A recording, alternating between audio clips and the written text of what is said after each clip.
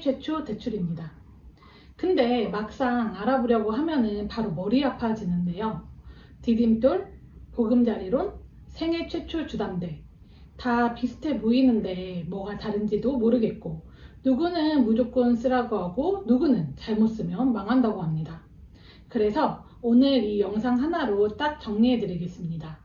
첫째, 생애 최초 대출이 정확히 무엇인지. 둘째, LTV, DTI, DSR이 뭔지. 셋째, 디딤돌과 보금자리론은 어떻게 다른지. 넷째, 일반 생애 최초 주담대까지 보면 어떻게 판단해야 하는지. 다섯째, 6억 한도까지 대출을 꽉 채워서 받을 수 있는 연봉은 얼마인지. 바로 출발합니다. 많은 분들이 착각하는데요. 나 대출 처음 받는데 생애 최초 아닌가요? 아닙니다. 생애 최초는 처음 대출 받는 사람이 아니라 처음 집 사는 사람입니다. 즉, 신용대출을 받았든 전세대출을 받았든 상관없습니다. 핵심은 하나입니다. 주택 소유 이력이 없어야 합니다. 그런데 여기에서부터 생각이 굉장히 복잡해집니다. 단순히 집 산 적이 있냐 없냐 이 수준이 아니라, 예를 들어 분양권도 취득 시점에 따라 다르고, 오피스텔도 공부상 용도에 따라 다르고, 같은 세대여도 65세 이상 부모님과 살면 예외가 적용될 수 있습니다. 즉, 내가 생애 최초가 맞는지는 생각보다 단순하지 않는데요. 그래서 나는 될 것 같은데, 나는 안 될 것 같은데 이렇게 감으로 판단하시면 안 됩니다. 반드시 청약홈에서 주택 소유 이력 조회를 해보시면 됩니다. 신혼부부이신 분들은 혼인신고 전에 꼭 각자 주택 소유 이력을 확인해 주세요. 이제 생애 최초 대출 설명할 때 반드시 알아야 하는 개념입니다. LTV, DTI, DSR은 쉽게 말해 은행이 여러분에게 얼마까지 빌려줄 수 있는지를 판단하는 기준입니다.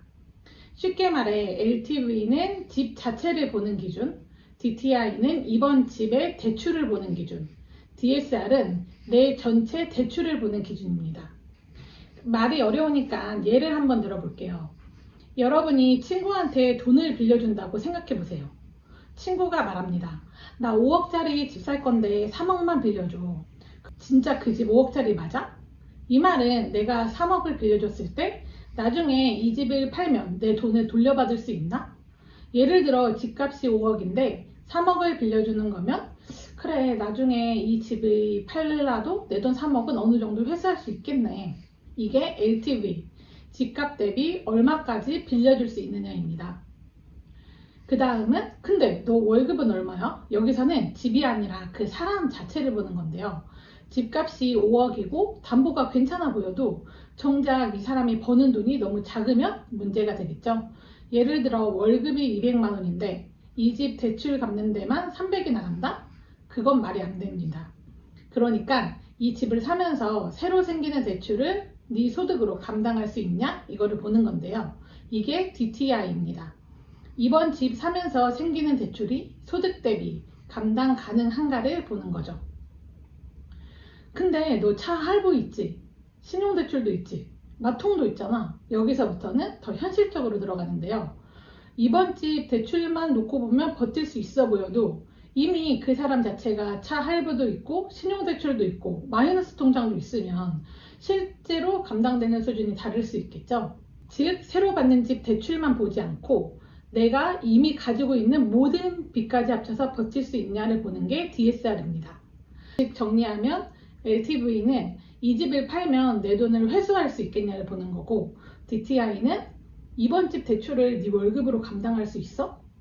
DSR은 네가 가진 모든 대출, 모든 걸 다 합쳐도 버틸 수 있어를 보는 겁니다. 그러면 이제부터는 방금 배운 LTV, DTI, DSR 개념을 가지고 디딤돌, 보금자리론, 일반 생애 최초 주담대를 보면 훨씬 이해가 쉬워집니다. 보시면은 가장 먼저 들어오는 게 뭘까요?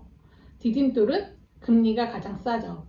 그래서 많은 분들이 그럼 무조건 디딤돌을 받아야 되겠네 라고 생각하는데, 이 표를 끝까지 보셔야 합니다.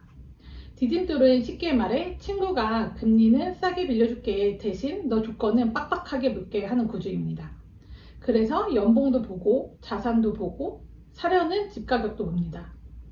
실제로 부부 합산 소득은 보통 6천 이하고 생애 최초여도 7천 수준이고, 신혼 특별 완화를 받아도 8천 중반대 수준입니다.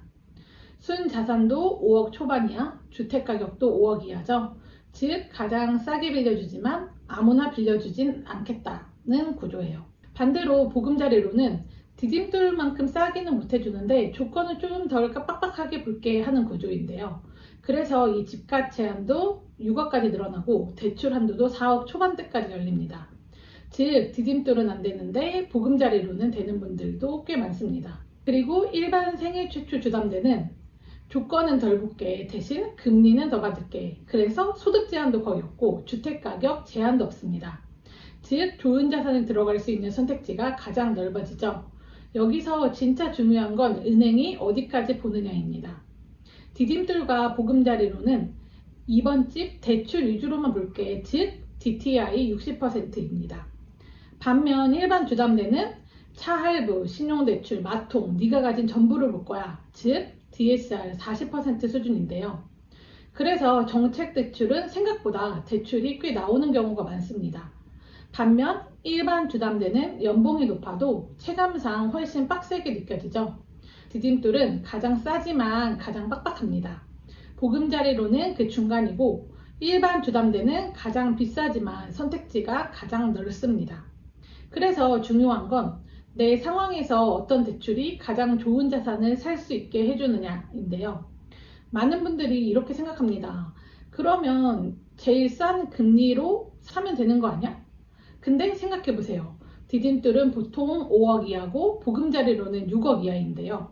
그럼 질문을 드려볼게요. 수도권에서 6억 이하로 입지 좋은 아파트가 얼마나 있을까요?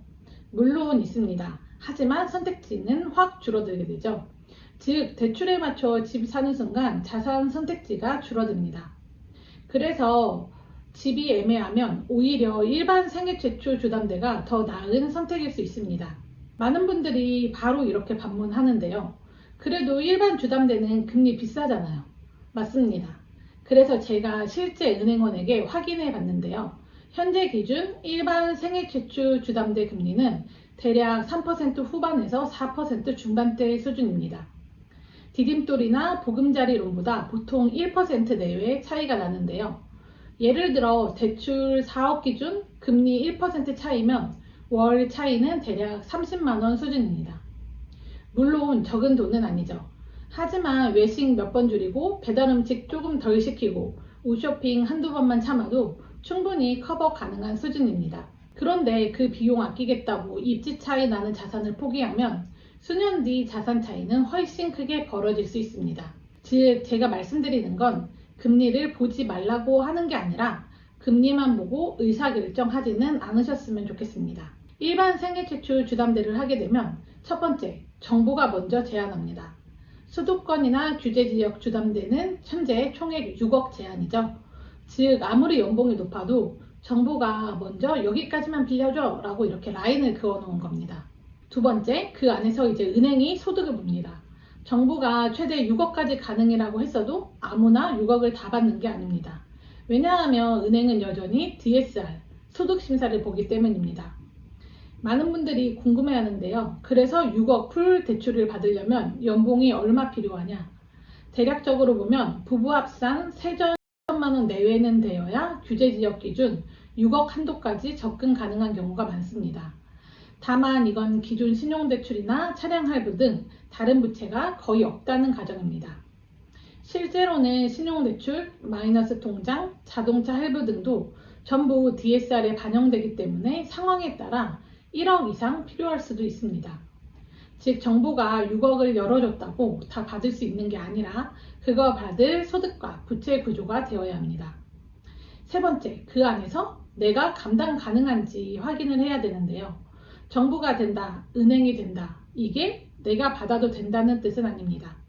현실적으로 보면 생애 최초 규제지역 수도권 기준 풀로 받으면 최대 6억 수준이고 LTV 감안하면 실질적으로 접근 가능한 가격대는 대략 8억 후반에서 9억 초반대입니다. 보통은 보수적으로 원리금 기준으로 보라고 하지만 저는 추가로 더 보는 부분이 있는데요. 실거주 한 채를 갈아타기 자산으로 본다면 중요한 건 상환 방식에 따라 실제 부담이 완전히 달라진다는 점입니다.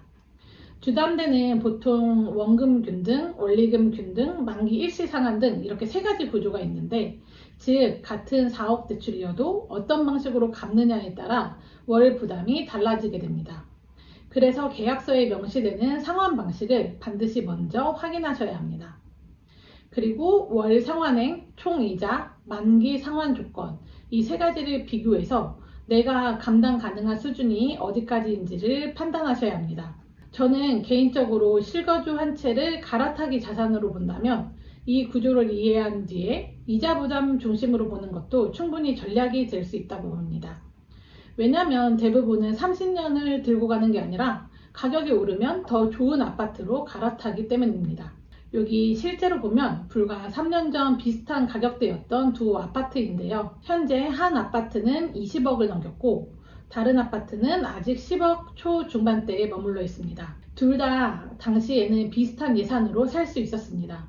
하지만 어떤 아파트를 샀느냐에 따라 3년 만에 자산 차이가 수억 이상 벌어집니다. 몇십 년 전 얘기가 아니라 불과 3년 전만 봐도 같은 돈으로 어떤 자산을 샀느냐에 따라 이렇게 결과가 달라집니다. 그래서 핵심은 원금을 언제 다 갚느냐보다 이 부담을 내가 감당하면서 얼마나 좋은 자산을 선점하고 얼마나 빨리 상급지로 갈아탈 수 있느냐입니다. 단 전제는 명확한데요. 아무 집이나 사면 안 됩니다. 반드시 갈아타기 가능한 상승 자산을 사야 합니다. 오르지 않는 자산을 사면 남는 건 빚뿐입니다. 생애 최초는 무조건 써야 하는 혜택은 아닌데요. 잘 쓰면 기회이고 잘못 쓰면 독입니다. 중요한 건 되느냐가 아니라 어디에 쓰느냐입니다. 생애 최초는 좋은 자산에 조금 더 빨리 진입하라고 주는 제도입니다. 그리고 많은 분들이 여기서 또 궁금해 하는데요. 그래서 내 연봉이면 도대체 얼마짜리 아파트를 사야 하는데? 다음번에는 내 연봉 기준 어느 가격대의 아파트를 사야 하는지 현실적으로 계산하는 방법을 정리해 드리겠습니다. 끝까지 봐주셔서 감사합니다.